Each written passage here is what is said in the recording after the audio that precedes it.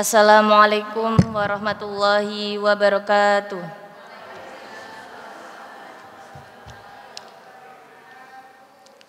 Alhamdulillahi rabbil alamin.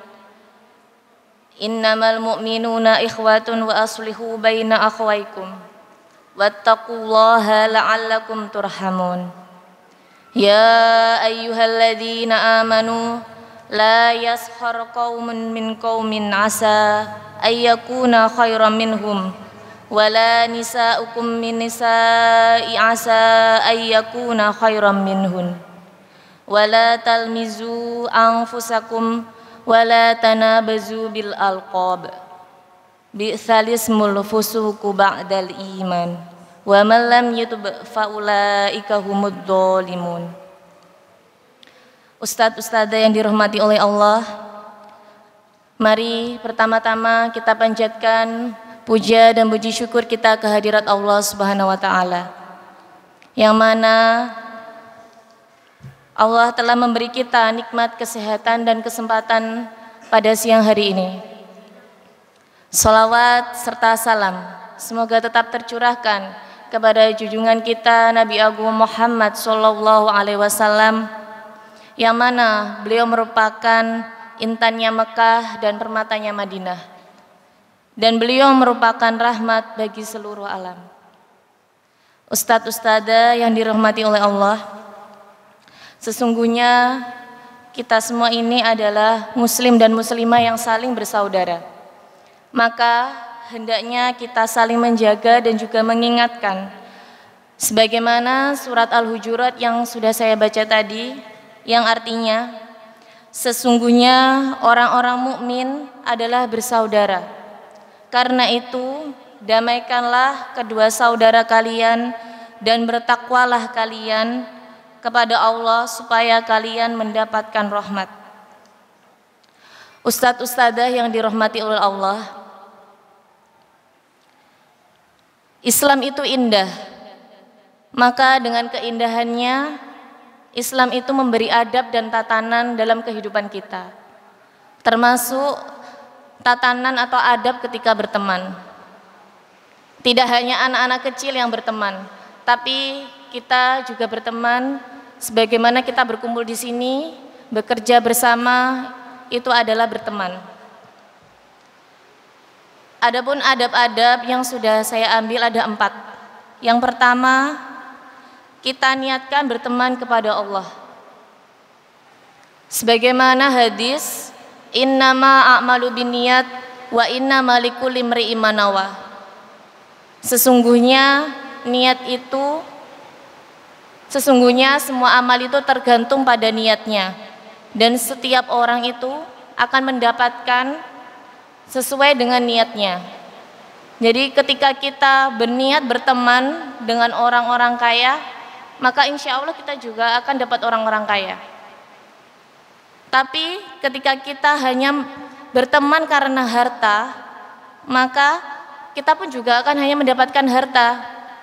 Ketika kita sudah tidak punya harta, maka kita tidak akan punya teman yang suka dengan harta kita, tidak suka dengan kita. Beripun juga dengan kalau kita ingin berteman dengan niat karena rupa atau dengan kecantikan, ketampanan, maka kita juga tidak akan punya teman. Kita akan punya teman orang-orang yang rupanya cantik dan juga tampan. Tapi dari sisi itu semua, maka orang-orang itu pun juga bisa, kalau kita tidak punya kecantikan, kita tidak punya ketampanan, kita tidak punya harta, kemudian kita mau berteman dengan siapa? Kalau niat kita hanya mencari harta dan juga mencari rupa. Kemudian yang kedua, memilih teman yang baik. Dalam hadis Rasulullah bersabda, seseorang yang duduk dengan orang soleh dan orang yang buruk bagaikan berteman dengan pemilik minyak wangi dan pandai besi. Pemilik minyak wangi tidak akan merugikanmu. Engkau bisa membeli minyak wangi darinya, atau minimal engkau akan mendapatkan bau wangi dari penjual tersebut.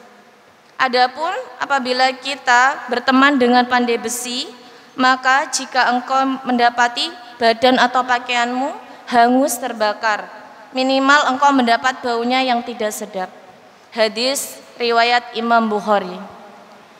Jadi ustadz-ustadzah yang dirahmati oleh Allah, ketika kita berteman dengan orang-orang yang rajin sholat, rajin bersedekah, insya Allah kita juga akan tertular dengan rasa untuk berbagi, untuk sholatnya tersebut.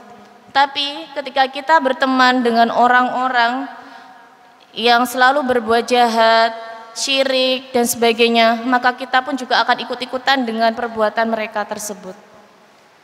Yang ketiga, saling mencintai dan tidak berlebihan. Sebagaimana sabda Rasulullah, tidak sempurna iman seseorang sehingga ia mencintai saudaranya seperti mencintai dirinya sendiri.